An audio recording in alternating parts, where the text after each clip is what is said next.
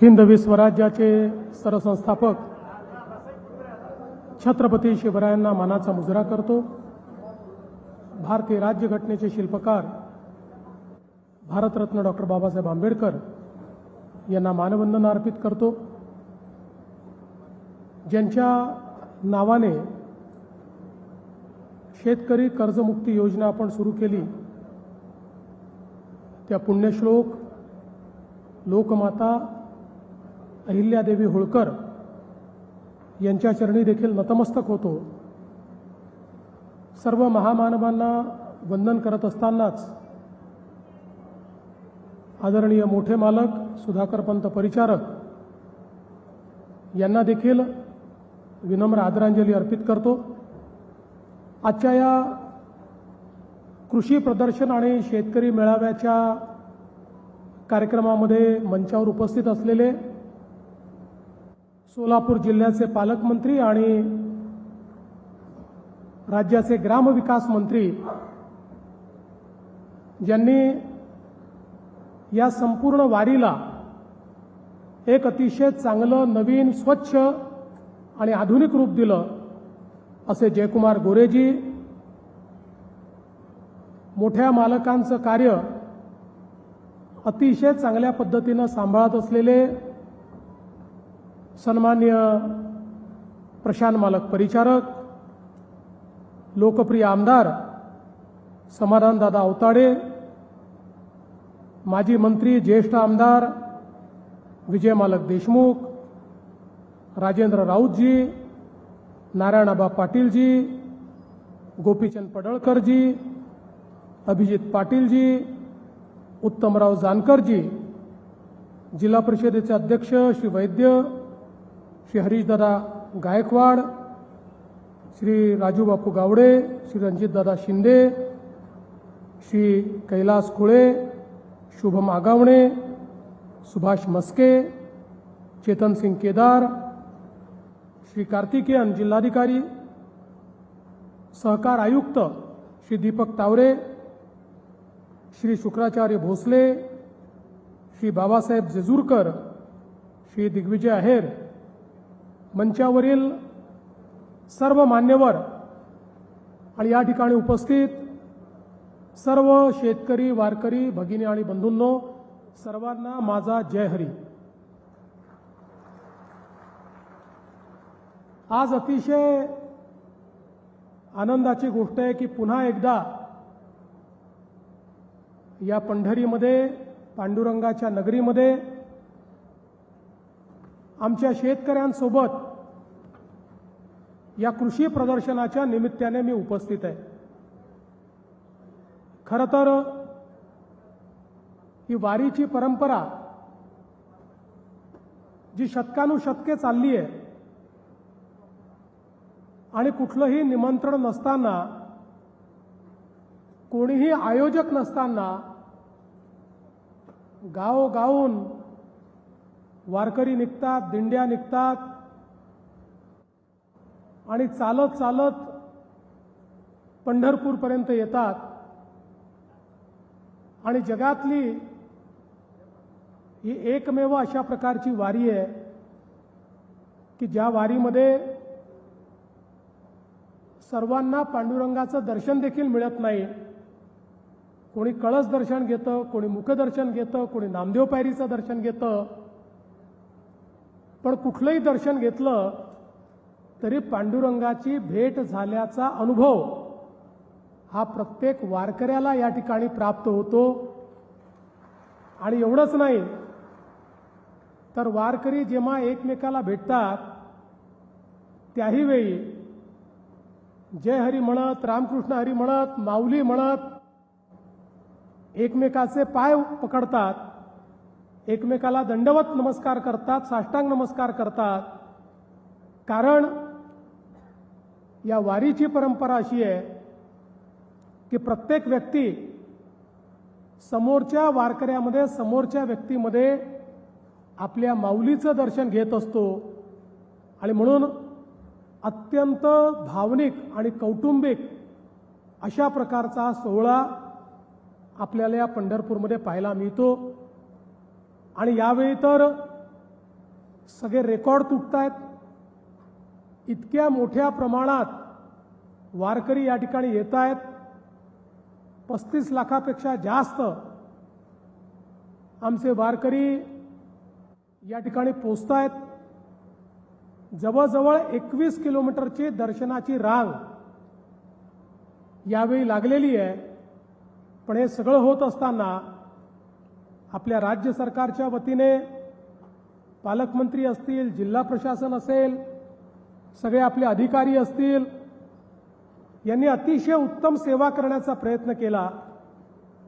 German hangers असतील, त्या ठिकाणी पाद्य सेवा असेल, वैद्यकीय सेवा असेल, सर्व प्रकारच्या सेवा या अतिशय उत्तम पद्धतीनं या ठिकाणी करण्याचा प्रयत्न आपण केला. आणि मला विश्वास आहे वारीची परंपरा कधीच कमी होणार नाही, ती वाढतच राहील. या वाढत्या परंपरेला साजेसं संपूर्ण व्यवस्थित कार्य हे आपल्याला दरवर्षी करायचंच आहे. आणि म्हणूनच मगाशी या ठिकाणी प्रशांत मालकांनी आणि पालकमंत्र्यांनी पंढरपूरच्या कॉरिडॉरचा विषय देखील ठेवला. आणि आता जवळजवळ सगळी तयारी झाली आहे.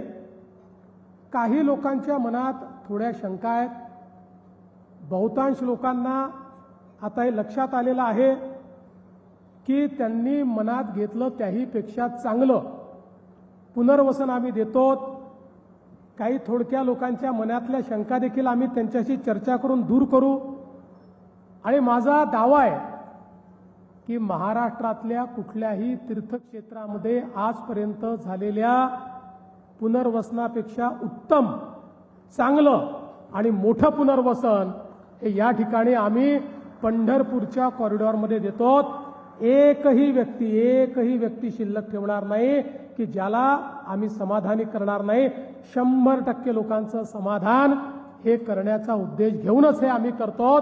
कारण आम्हाला माहिती आहे आज 30-30 लाख लोक ज्यावेळी पंढरपूरमध्ये येतात, मनामध्ये भीती असते, काय होईल.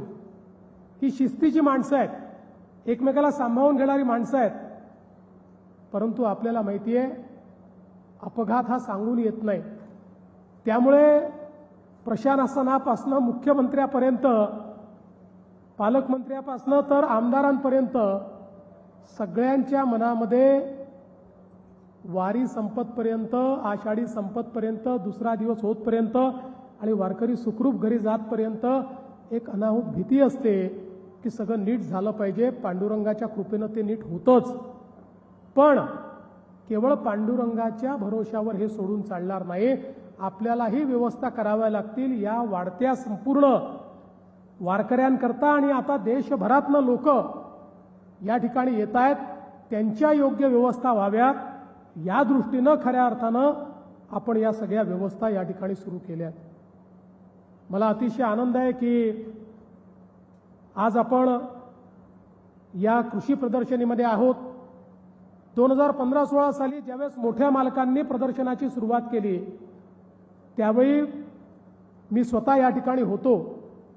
आणि जी बाजार समिती आहे, अतिशय उत्तम कारभार करणारी बाजार समिती की ज्यांनी 16 कोटीपासनं आता एक प्रचंड मोठी भरारी मारत इतका मोठा आपला विस्तार केलेला आहे की महाराष्ट्रातल्या उत्तम बाजार समित्यांमध्ये या बाजार समितीची गणना या ठिकाणी केली जाते. हे सांगताना मला आनंद होतो. आणि शेवटी येणारा वारकरी हा शेतकरी आहे. आमचे शेतकरी, शेतमजूर, बारा बलुतेदार हेच या वारीमध्ये सगळे येत असतात. आणि म्हणूनच त्यांच्यापर्यंत चांगलं तंत्रज्ञान पोचलं पाहिजे. शेतीच्या क्षेत्रात जे नवीन प्रयोग चाललेले आहेत ते पोचले पाहिजेत. या दृष्टीनं खऱ्या अर्थानं या कृषी प्रदर्शनाची सुरुवात झाली. आणि दरवर्षी नवनवीन प्रयोग हे आपल्याला या ठिकाणी पाहायला मिळतात. नवीन वाण आपल्याला पाहायला मिळतात, नवीन पद्धती आपल्याला पाहायला मिळतात, नवीन यंत्रसामुग्री आपल्याला पाहायला मिळते. आताही आम्ही आलो तेव्हा आर्टिफिशियल इंटेलिजन्स AI वर आधारित काही स्टॉल्स या ठिकाणी आहेत. भविष्यामध्ये शेतीच्या क्षेत्रामध्ये AIचं महत्त्व ओळखून महाराष्ट्र हे पहिलं राज्य आहे की आम्ही आमच्या शेतकऱ्यांकरता महाविस्तार नावाचा AI ॲप तयार केला. आपल्यापैकी आता जवळपास 50 लाख शेतकरी हे महाविस्तारवर आले आहेत. जे आले नाहीत त्यांनी आलं पाहिजे असं माझा आग्रह आहे. कारण हा महाविस्तार म्हणजे तुमचा मित्र आहे. तुम्ही त्याच्याशी गप्पा मारू शकता, तुम्ही त्याच्याशी बोलू शकता. या महाविस्तारला तुम्ही जो प्रश्न विचाराल शेतीशी संबंधित त्या प्रत्येक प्रश्नाचं उत्तर त्याच्याकडे आहे. प्रत्येक पद्धतीचं डेमॉन्स्ट्रेशनचा व्हिडिओ त्याच्यावर आहे. कुठल्याही नवीन पीक पद्धतीमध्ये काय केलं पाहिजे याची माहिती त्याच्याकडे आहे. कुठल्याही प्रकारची कीड आली तर त्याचं त्या ठिकाणी नियमन कसं करायचं या संदर्भातले सगळी माहिती त्याच्यावर आहे. आपण ज्या पद्धतीनं त्या ठिकाणी वेगवेगळ्या प्रकारे निविष्ठांची खरेदी करतो त्याचा वापर कसा आणि किती केला पाहिजे याची माहिती त्याच्यामध्ये आहे. त्यामुळे खतांच्या वापरापासून तर पाणी किती दिलं पाहिजे इथपर्यंत सगळ्या गोष्टींची माहिती ही प्रत्येक शेतकऱ्याला पर्सनलाइज पद्धतीनं त्या ठिकाणी मिळते. तुम्ही जर त्याच्यावर असलेला जो AI एजंट आहे त्याच्याशी गप्पा मारल्या तर तो तुम्हाला सगळी उत्तरं देतो, वेगवेगळ्या भाषांमध्ये देतो. आता तर आमच्या आदिवासी समाजाची भिली भाषा देखील त्याच्यावर आपण दिलेली आहे. त्या भाषेतही त्याच्याशी संवाद साधता येतो. आणि एवढंच नाही तर त्याच्यातनं आपण फोटो काढला तर आपल्या पिकाची परिस्थिती काय आहे, त्याच्यावर कीड येऊ शकते का, आली तर काय केलं पाहिजे, येऊ नये म्हणून काय केलं पाहिजे, या परिस्थितीमध्ये त्याच्या वाढीकरता मायक्रोन्यूट्रिएंट काय दिले पाहिजेत, अशा सगळ्या गोष्टी आज आपल्याला या AI ॲपच्या माध्यमातून कळतात. एका फोटोतून सगळ्या पद्धतीची उत्तरं आज आपल्याला त्या ठिकाणी मिळतात. त्यामुळे आपले पैसेही वाचतात, श्रमही वाचतात आणि आपल्याला अतिशय योग्य माहिती मिळते. पुढच्या काळामध्ये सॉईल टेस्टिंगपासनं तर सगळ्या पद्धती या केवळ आपल्या मोबाईलच्या ॲपच्या माध्यमातून या महाविस्तारच्या माध्यमातून आम्ही शेतकऱ्यांना मिळवून देणार आहोत. आणि म्हणून आपल्या शेतीमध्ये आधुनिकता आली पाहिजे. कुठेतरी उत्पादनाचा खर्च हा आम्हाला कमी करता आला पाहिजे. आमची उत्पादकता वाढली पाहिजे जेणेकरून शेतकऱ्याचा नफा वाढला पाहिजे. अशा पद्धतीनं आज आपण वेगवेगळे प्रयोग या ठिकाणी सुरू केले. मला अतिशय आनंद आहे की सातत्याने आमच्या शेतकऱ्यांवर कुठलं ना कुठलं संकट येत असतं. यावर्षी देखील अल निनोचं संकट आहे. बऱ्याच भागामध्ये पाऊस कमी पडतोय. पण या सगळ्या संकटांमध्ये आमचा जो शेतकरी अडचणीत आला, जो शेतकरी कर्ज घेतलं पण भरू शकला नाही, आम्ही विधानसभेच्या निवडणुकीमध्ये ही घोषणा केली होती की आमचं सरकार पुन्हा आल्यानंतर आमच्या शेतकऱ्यांना आम्ही कर्जमाफी देऊ. आणि त्यानंतर सरकार आलं. मग ग्रामपंचायतीच्या निवडणुका झाल्या, पंचायत समितीच्या झाल्या, जिल्हा परिषदेच्या झाल्या, नगरपालिकेच्या झाल्या. सगळ्या निवडणुकांमध्ये प्रचंड मोठा आशीर्वाद शेतकऱ्यांनी आणि लोकांनी आम्हाला दिला. सगळीकडे आम्हाला निवडून दिलं. खरं म्हणजे पुढे कुठलंही इलेक्शन नव्हतं. साधारणपणे राजकीय नेते इलेक्शन आलं की कर्जमाफीचं बोलतात आणि इलेक्शन आलं कीच कर्जमाफी करतात. पण सगळी इलेक्शन झाली, पुढची 5 वर्ष कुठलंही इलेक्शन नसताना आमच्या सरकारने सांगितलं शेतकऱ्याला दिलेला शब्द हा आम्ही मोडणार नाही आणि आपण देशातली सगळ्यात मोठी कर्जमाफी या ठिकाणी घोषित केली आणि अहिल्यादेवी होळकर कर्जमाफी योजना घोषित केली. 56 लाख शेतकऱ्यांना कर्जमाफी मिळणार आहे. ज्यांनी नियमित कर्ज भरलं त्यांना 50,000 रुपये त्यांच्या अकाउंटला आम्ही देतो आहोत. आणि मला अतिशय आनंद आहे. खरं म्हणजे कर्जमाफीची भव्य सुरुवात करायची आमच्या मनामध्ये होतं. पण ज्यावेळी हा मेळावा या ठिकाणी ठरला त्यावेळी मनात आमच्या सगळ्यांच्याच हे आलं की या ठिकाणी पांडुरंगाच्या नगरीत जिथे शेतकरी वारकरी इतक्या मोठ्या प्रमाणात येतात तिथून याची आपण सुरुवात केली तर यापेक्षा अधिक उत्तम योग काय असू शकेल. आणि मग आमच्या सहकार विभागाला कामी लावलं आणि अतिशय वेगाने सहकार विभागाने पहिली यादी घोषित केली. 17 लाख शेतकऱ्यांची पहिली यादी 13,000 कोटी रुपये आपण त्या शेतकऱ्यांना या ठिकाणी देतो आहोत. आणि आता दुसऱ्या यादीचं काम सुरू झालंय. या पहिल्या यादीतले जे शेतकरी आहेत त्यांच्या याद्या गावात जाणार, त्या गेल्या आता. आणि तात्काळ आमचा प्रयत्न असा आहे की ऑथेंटिकेट करून 31 तारखेपूर्वीच या 17 लाख शेतकऱ्यांच्या खात्यामध्ये पैसे आम्ही जमा करणार आहोत. त्याची सुरुवात आम्ही केलेली आहे. आणि आज आपल्या सोलापूर जिल्ह्यातले 7 शेतकरी त्यांच्या खात्यात पैसे जमा केले, त्यांना कर्जमुक्त केलं, नवीन कर्ज घेण्याकरता पात्र केलं. आज कर्जमुक्तीचं सर्टिफिकेट देखील त्यांना दिलेलं आहे आणि नवीन कर्जाचं वाटप देखील त्यांच्या हातामध्ये आपण केलेलं आहे. त्यामुळे निश्चितपणे याची सुरुवात आपण केली आहे. आता जिल्ह्यांमध्ये हे कार्यक्रम आम्ही करू. या सगळ्या याद्या, दुसरी यादी, तिसरी यादी, कारण बँकांकडनं सगळा डेटा जमा करावा लागतो. अनेक वेळा आमच्या बँकाही खूप हुशार आहेत. त्या एक डेटा 2-2दा पाठवून देतात, कारण त्यांच्याही खात्यांमध्ये पैसे येतात. त्यामुळे त्याचंही एकदा आम्हाला पडताळणी करावी लागते. सगळंच काही चांगलं असतं असं नाही आहे, म्हणून थोडा त्याला वेळ लागतो. पण काळजीचं कारण नाही.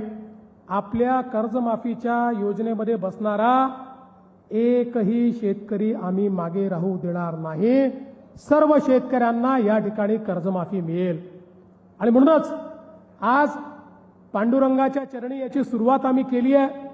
लवकरच याचं एक भव्य कार्यक्रम आमचे दोन्ही उपमुख्यमंत्री एकनाथराव शिंदेजी, सुनेत्राताई पवार, आमचे कृषी मंत्री, सहकार मंत्री अशा सगळ्यांच्या उपस्थितीमध्ये पुढच्या काळामध्ये आम्ही घेऊ. आणि जोपर्यंत सगळ्या शेतकऱ्यांचे अकाउंट सेटल होत नाही तोपर्यंत याच्यावर पूर्ण नजर ठेवून आम्ही लोक राहणार आहोत. मी या निमित्ताने सांगतो, एकीकडे शेतकऱ्याला कर्जमाफी तर दिलीच, पण दुसरीकडे मला सांगताना आनंद वाटतो की आपण आपल्या शेतकऱ्यांना विजेचं बिल जे माफ केलं त्याच्या पोटी दरवर्षी 24 ते 25 हजार कोटी रुपये राज्य सरकार आपल्या तिजोरीतून आपल्या महामंडळाला म्हणजे वीज मंडळाला त्या ठिकाणी देत आहे. कारण शेवटी वीज मंडळाला जर राज्य सरकारने पैसे दिले नाही तर MERCच्या नियमाप्रमाणे वीज मंडळाला ते पैसे इतर घरगुती ग्राहकांकडून वसूल करावे लागतात. त्यामुळे त्यांचे बिल वाढू नये म्हणून दरवर्षी 25,000 कोटी रुपये आम्ही राज्य सरकारच्या तिजोरीतून त्या ठिकाणी आपल्या वीज मंडळाला देतो. एवढंच नाही तर आम्हाला सातत्याने शेतकरी विचारायचे की जरा तुम्ही आता तर हे ठीक आहे बाबा, आमचं वीजचं बिल तुम्ही पाठवत नाही, ते तुम्ही माफ केलं, पण कधीतरी आम्हाला भीती आहे एक दिवस आम्हाला मोठं बिल येईल, जुनी आमची जी थकीत आहे त्या थकितीचं बिल तुम्ही पाठवाल आणि मग त्या दिवशी आम्ही काय करायचं. त्यामुळे त्या थकीतचं काय झालं हे आम्हाला सांगा. अशा पद्धतीनं अनेक लोक प्रश्न विचारायचे, मनात भीती होती. आणि म्हणून कधीही कोणी विचार केला नव्हता असा निर्णय घेण्याचं आम्ही ठरवलं.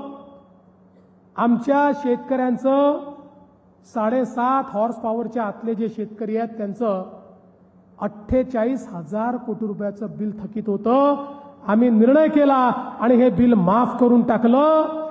50 लाख शेतकऱ्यांचं 48,000 कोटी रुपयाचं बिल हे आता आपण माफ केलेलं आहे.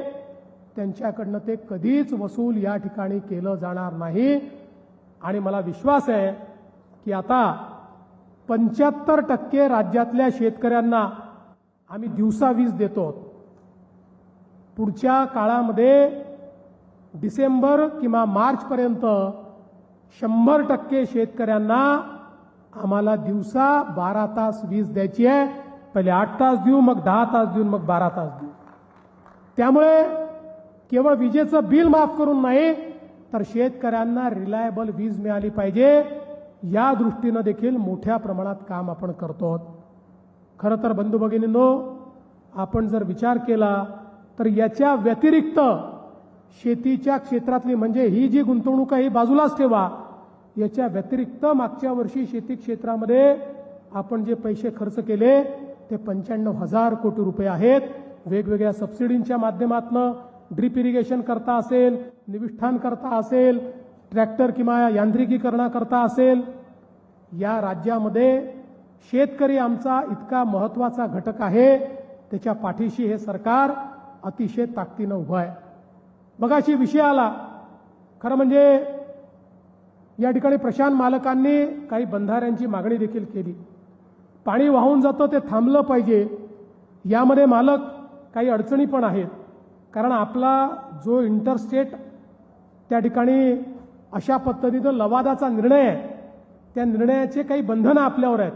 तथापि आपण जी मागणी केली आहे त्या बंधनातनं मार्ग काढून कशा पद्धतीनं हे बंधारे तयार करता येतील या संदर्भातले निर्देश हे मी निश्चितपणे आपल्या विभागाला देईल आणि त्यातनं जिथे जिथे शक्य असेल त्या त्या ठिकाणी बंधारे करण्याचा प्रयत्न आपण निश्चितपणे करू. आणि त्याचसोबत चंद्रभागा नदीवरचा जो नवीन पूल आहे तो आता पुलकम बंधारा करा अशी मागणी या ठिकाणी आलेली आहे.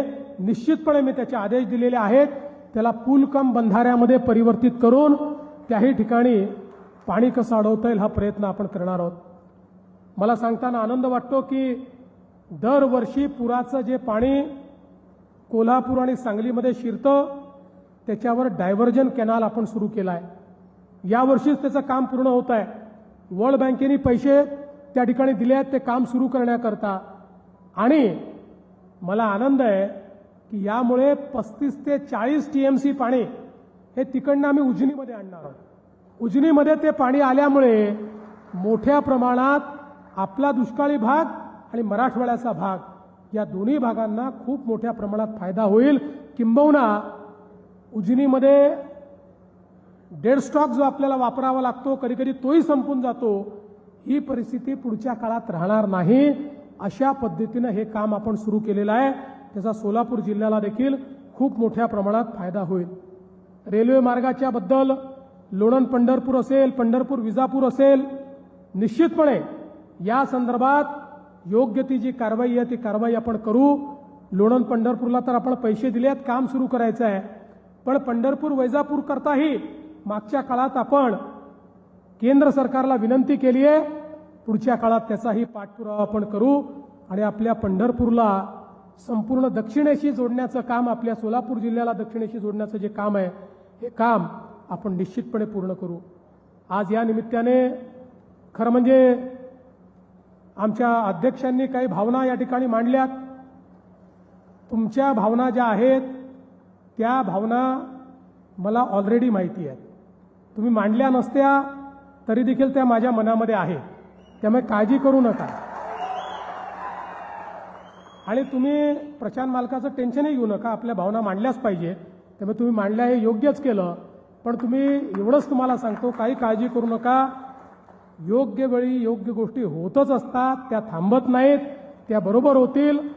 आणि जसं मी मागच्या वेळी सांगितलं की मी एवढ्या ताकदीने तुमच्या संपूर्ण या परिवाराच्या पाठीशी उभा आहे.